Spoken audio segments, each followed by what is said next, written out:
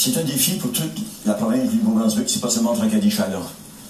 Tracadie-Charlotte, que ce soit, disons, pour la ville en 2006-2011 a eu 10% de plus d'augmentation de population de la ville. Qu'est-ce qui inquiète Tracadie-Charlotte? C'est une 10% de diminution dans les districts des services locaux et toutes les communautés avoisinantes. C'était préoccupant, mais je pense qu'il faut mettre des systèmes en place. Lorsque les jeunes que j'ai parlé aussi, qui nous parlent disant, regarde, quand on veut vivre dans Tracadie-Charlotte, est-ce qu'on a des parcs commerciaux? Est-ce qu'il y a des grands magasins à grande surface? Si tu es obligé d'aller à Miramichi ou à Bathurst? Je pense que, disons, c'est en mettant des choses positives, en ayant 16 000 de population, et ça va faire en sorte, disons, que la population va être capable de voir et que ça va avancer. Je pense que, disons, on l'a mentionné, il va y avoir, disons, des parcs des jeunes, mais qu'il faut que ces projets, qui soient mis le parc des jeunes, le skatepark, et aussi le cross-country, tous ces projets-là, il faut que ça devienne des parents ou de la population. La ville n'est pas le mandat d'aller faire, disons, des comités, de mettre des choses en place. À date d'aujourd'hui, on a été mettre des parcs d'enfants, mais ça a été la population, les jeunes familles qui ont décidé où ce parc allait aller. Le parc, disons, qui va être pour le skatepark, c'est encore une fois, c'est la population qui va décider. On lui dit, voici ce que les terrains sont disponibles ou comment est-ce que vous allez le faire. Alors, ça devient toujours un projet de la communauté pour que le conseil municipal que j'ai déjà régi va être capable de garder le projet. Merci, M. Lausier. Maintenant, vous avez 30 secondes chacun pour réagir aux différentes réponses, en commençant par M. Richardson.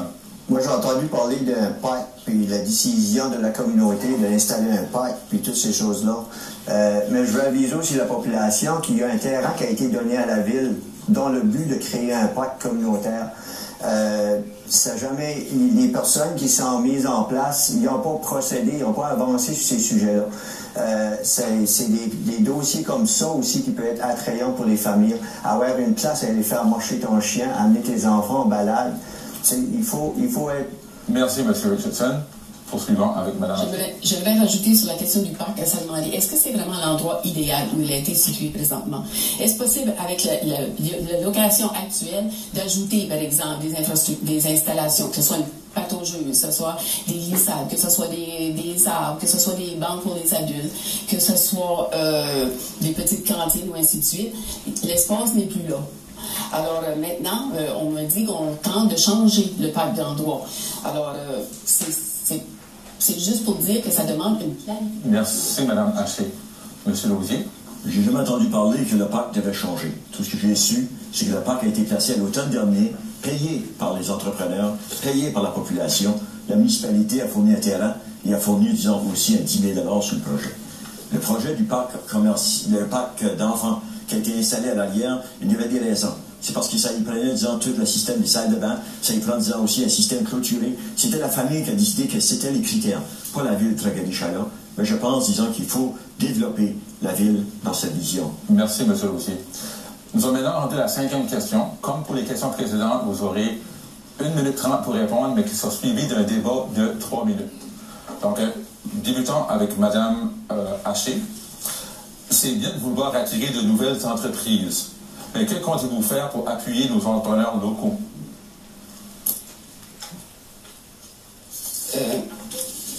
Notre communauté a besoin de nos entreprises existantes, puis elle a besoin et de nouvelles aussi, qui vont permettre à nos travailleurs de trouver un emploi.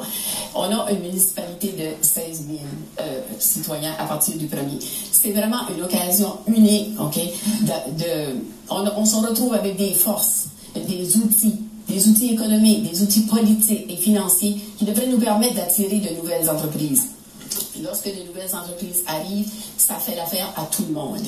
Les nouvelles entreprises qui arrivent, ça permet... les gens vont aller au restaurant, ils vont s'habiller, ils vont utiliser les infrastructures. Alors, comment faire pour attirer d'autres entreprises qui vont, par la fenêtre, bénéficier à celles existantes? On a 16 000. 16 000 personnes. Ça nous donne une force économique, je l'ai dit, ça nous donne aussi une force politique. Une force politique qui peut nous permettre de négocier avec le gouvernement pour avoir des bureaux de services régionaux. Il nous suffirait qu'un seul bureau de services s'installe pour que ça ait un impact significatif sur toutes les entreprises de notre région. Il est possible aussi d'améliorer, puis même de penser à ajouter des services à notre hôpital régional, pour qu'elle devienne, justement qu'elle devienne un hôpital régional. régional. Ça aura un impact significatif sur les entreprises existantes. C'est sûr que il faut aussi créer des incitatifs pour en attirer d'autres. On sait que les PME... Merci, Mme Haché. Poursuivons avec M. Lausier. Je pense qu'il faut installer, c'est le rôle de municipalité, d'installer des infrastructures. La municipalité doit mettre des infrastructures en place. Puis lorsque les infrastructures sont en place, les entreprises sont intéressées à venir. On va prendre l'exemple, le parc industriel. Le parc industriel, c'est vrai qu'on a dépensé 3 millions de dollars pour amener l'eau et les égouts, ou l'eau et les égouts au parc industriel et trouver un système de faire le drainage du terrain qui, présentement, disons, ça a créé autour de 30 nouveaux emplois. Il y en a 50 qui sont planifiés dans les entreprises neuves qui vont venir. Moi, je dis toujours que l'entreprise privée, ici, à Tracadie-Chaloc, qu'est-ce qui a fait sa force? C'est les entreprises qui viennent des parents, des gens qui ont bâti, les bâtisseurs des entreprises ici. C'est ça qui a fait en sorte que Tracadie-Chaloc s'est démarqué des autres. Pourquoi il s'est démarqué? C'est parce que c'était les gens de la place, des Richard Lausier ou des Léopold Thériault ou des M. Mellor ou des plusieurs gens, des M. Aristide Savoie, plusieurs autres. On ne peut pas tout nommer parce que Tracadie-Chaloc, il faut donner premièrement le respect à ces gens-là, parce que c'est ces gens-là qui ont fait en sorte que Tracadie-Chaloc a pu passer à travers de la crise de 2008. Aujourd'hui, lorsqu'on a posé la question à certaines entreprises qui vendent des autos à Tracadie-Chaloc, ils ont dit, regarde, Tracadie-Chaloc a très bien passé à travers de la crise de 2008. C'est pour ça que j'ai dit aux gens, regarde, il faut positiver, mettant les atouts de la communauté, mettant-les plus en évidence, mais à cette heure, avec 16 000 de population, ça peut intéresser beaucoup plus d'entreprises que l'on pense. Merci. Merci, M. Lausier. M. Richardson? Okay, moi, je regarde comment développer et comment avancer l'avenir dans le développement économique. Je pense que la question du dossier du parc industriel est très importante. Il y a des terres humides. Quand tu regardes sur les maps, il y a des grandes lignes rouges qui disent qu'on ne peut pas traverser. L'infrastructure pour soutenir une industrie, il faut regarder aussi comment la ville est alimentée en électricité. L'apport que ces compagnies-là, avec des grosses consommations d'hydro, vont consommer. Si tu amènes aujourd'hui une usine qui va utiliser un gros débit d'eau par jour, la ville ne peut pas soutenir ça. Ils sont à la recherche tout de suite de nouveaux puits qui vont y aller chercher dans les secteurs districts locaux. Il y a des travaux en place, il y a des choses sur la shelf, mais tous et chacun qui n'a pas suivi toutes les réunions ne peut pas être tout au courant de ces affaires-là. On a des gens dans la salle ici qui sont des entrepreneurs à 1, 2 et 3 entreprises. Ça fait que ces gens-là ont un potentiel. La petite et moyenne entreprise sont la roue de l'économie. Il faut axer. On a entendu parler des grands bâtisseurs qui a été nommé dans la région de Tracadie, mais il ne faut pas oublier nos pêcheurs qui vont au large chaque jour pendant les périodes de pêche, qui fournissent nos usines à poissons, qui est aussi que les développements qui vont améliorer dans l'aquaculture, ça aussi c'est un secteur qui commence à être intéressant. Nos producteurs de bleuets sont aussi des personnes qui peuvent participer. Merci, M. Richardson. Maintenant, on a 3 minutes pour débattre sur cette question. C'est un débat ouvert. À vous la parole. Monsieur Lausier, j'avais une question concernant le sujet. C'est à quel moment que ça va être une urgence, l'approvisionnement en eau pour la ville? Élaborez sur la question. Qu'est-ce que vous voulez dire par... OK. Il y a des recherches qui ont été mises en place, qui a commencé dans les années 1912, que c'est qu'il y a eu une étude de faisabilité pour essayer de trouver des nouvelles sources d'eau pour alimenter la ville. Parce que, disons, la ville, premièrement, elle a son approvisionnement d'eau à l'intérieur des limites de sa ville. Il y a aussi une capacité d'eau qui peut être faite à partir de l'endroit qu'on appelle le parc commercial. Dans le coin de parc commercial, ça a été identifié qu'il y avait une capacité d'eau. La ville de Tracadie-Chaloc, dans l'ancien, présentement, n'existe plus. Les DSL n'existent plus. Présentement, on a un grand territoire de 8 quartiers. Dans les quartiers, il y a des endroits que de l'eau en suffisance, mais disons aussi, il y a des quartiers qu'il ne faut pas oublier que l'environnement va les frapper bien vite. Parce que, disons, il y a des quartiers que les maisons, ils ont passé 50 à 60 ans de vieilles, et que, disons, quand il y a des maisons très vieilles, il faudra aller sortir le système des égouts ou les eaux usées de ces régions, comme qui se produit présentement, qu'on est obligé d'aller à Saint-Isidore, parce qu'il va arriver à un moment donné que la capacité d'eau ne sera pas là. J'ai sur ma plateforme l'idée de mettre en place une commission afin de protéger les matières premières. Une des autres, c'est l'eau potable, parce que la ville a eu l'intention, au détriment des communautés rurales, d'y aller s'approvisionner en eau pour fournir aux autres villes. Moi, en tant que maire, je pense que c'est une question qui inquiète tout le monde. La question assure d'alimenter l'eau. Il n'y a aucun plan d'urgence. Si que votre pompe principale manque à Tracadie, le centre-ville va manquer d'eau. On a un système qui, présentement, quand vous regardez le système technique, on a plusieurs puits, on a plusieurs pompes, on a une usine de manganèse qui est en place. Ça qu'on a à Tracadie-Chaleur, il va approvisionner. Parce qu'on n'est pas l'eau disant qu'on a présentement ici à Tracadie-Chaleur, c'est de très bonne qualité. Puis le service, à date d'aujourd'hui, c'est un service qui rend à 100%. Puis il n'y a personne qui a déjà fait des critiques sur notre capacité de fournir l'eau à la communauté de Tracadie. Et même quand les gens le veulent d'ailleurs, ils viennent voir Tracadie-Chaleur pour des modèles. On se demande, on pose la question à savoir comment on peut appuyer nos PME. Moi, je pense aussi qu'il faut faire la promotion de nos achats au niveau local. Et ça doit débuter par le conseil municipal en donnant l'exemple, en achetant localement. Moi, je pense qu'on doit privilégier à prix et qualité compétitive les entrepreneurs locaux, les contrats aux entrepreneurs locaux. Alors moi, je pose la question, il faut savoir quelles sont les pratiques dans la municipalité actuelle, à savoir où sont octroyés les contrats. Je pense par exemple au contrat pour le plan de communication et du site web de la ville de Tracadie-Chaleur ou d'autres contrats. Alors il faut, comme conseil municipal, donner l'exemple. Merci bien aux trois candidats pour cette période de débat sur la question numéro 5. Nous allons maintenant poursuivre avec la dernière question de la soirée, en commençant par M.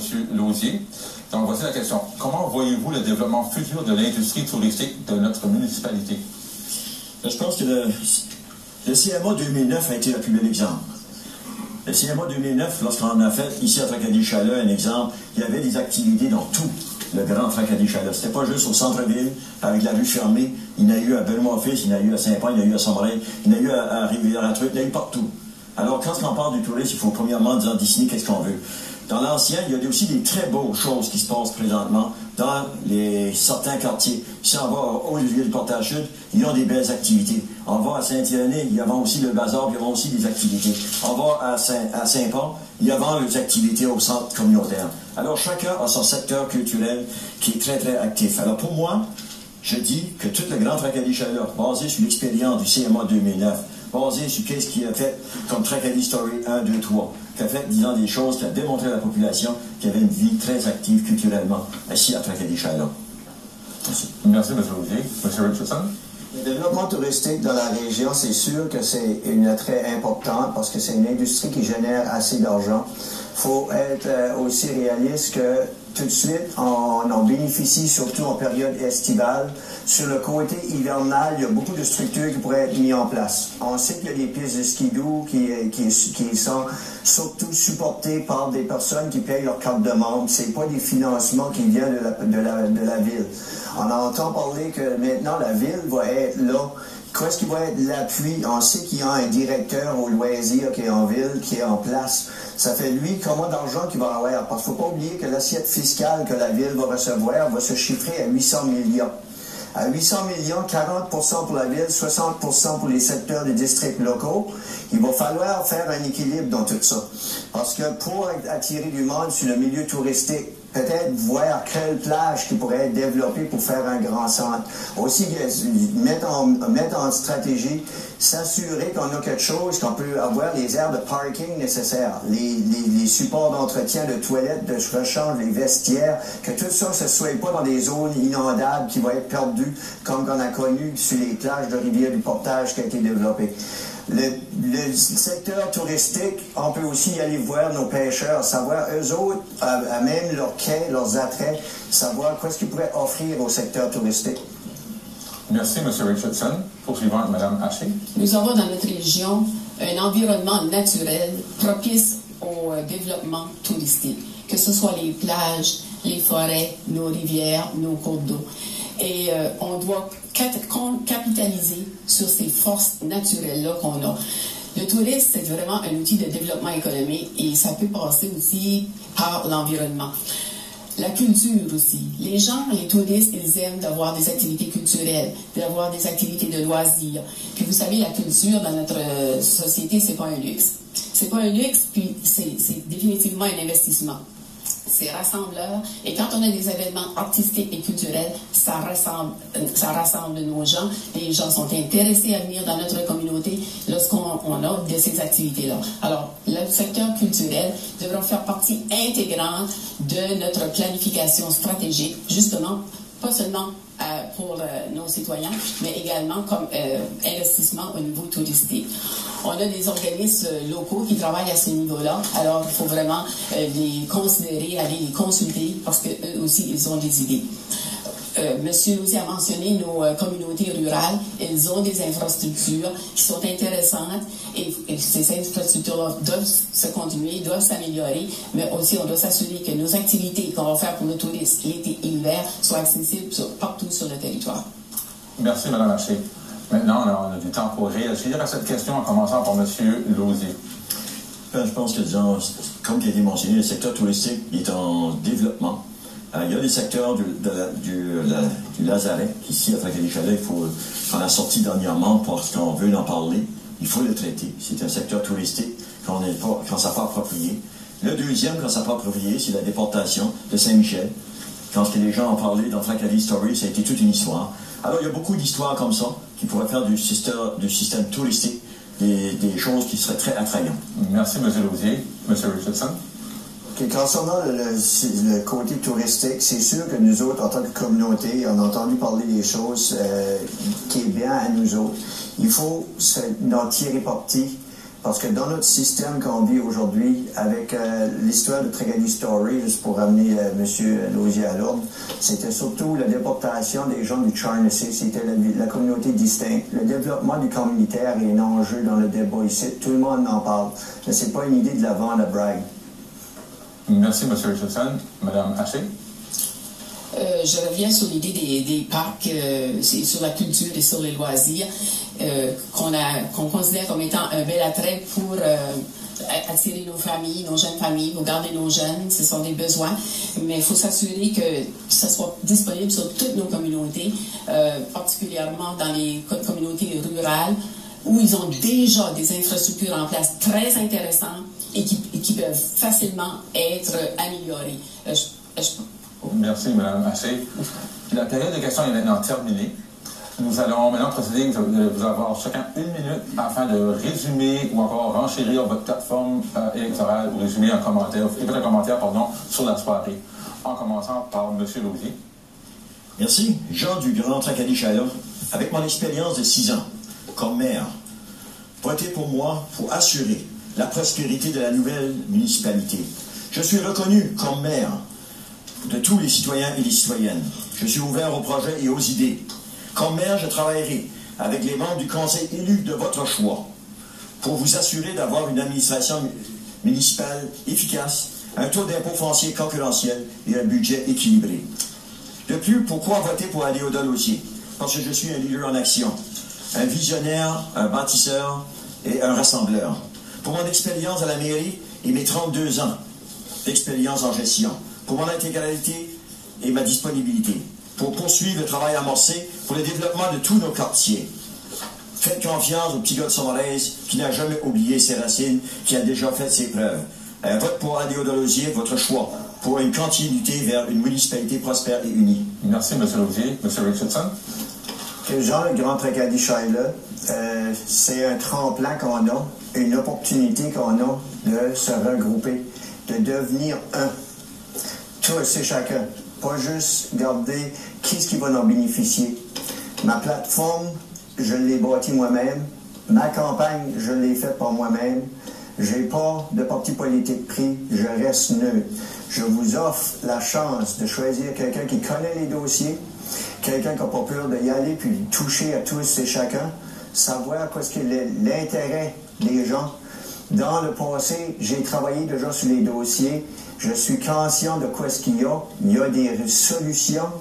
Il y a aussi le partenariat de travailler directement avec les gens de la communauté. Je vous tends la main, donnez-moi votre chance, puis je vais travailler avec vous autres aussi fort que je vais pouvoir faire. Mais sans oublier que toute décision au conseil va être représentative par la grande communauté. Merci, M. Richardson. Mme Haché? Pour conclure, je désire souhaiter bon succès à tous les candidats pour cette élection historique. Le 12 mai, J'ai besoin de vous pour bâtir l'avenir de notre nouvelle municipalité régionale. Votre maire doit vous écouter, travailler pour vous et défendre vos intérêts. Il est celui capable de rallier l'équipe en faisant confiance aux personnes et en mettant les forces de chacun en valeur. Les citoyens, ils veulent être écoutés. Ils veulent être informés des développements de notre communauté. M. Lausier préconise qu'il désire développer un plan stratégique pour notre communauté. Mais une firme de consultants a été embauchée avant la tenue du plébiscite du 2 décembre dernier pour élaborer ce plan. Cette situation est sans contredit un manque de transparence et d'écoute auprès de la population. Moi, je m'engage à travailler pour vous et avec vous. Le 12 mai, unissons nos voix et bâtissons ensemble notre municipalité régionale basée sur l'écoute, le travail d'équipe et la transparence. Merci Mme Haché. Ceci termine le débat à la mairie. À ce moment ici, il est important de remercier différentes personnes ou commanditaires. D'abord, merci aux candidats. Merci Mme Haché. Merci M. Lausier, M. Richardson. Merci à TV Rogers. Merci aux membres de la Chambre de commerce qui, par leur présence aux activités de la Chambre de commerce pendant les derniers temps, ont été un bon résultat. À tous les candidats en liste qui sont présents dans la salle pour un poste à la municipalité, la nouvelle municipalité, au comité organisateur de la soirée et aux personnes de près ou de loin qui ont collaboré à la réalisation de cette soirée. Une bonne soirée à tous.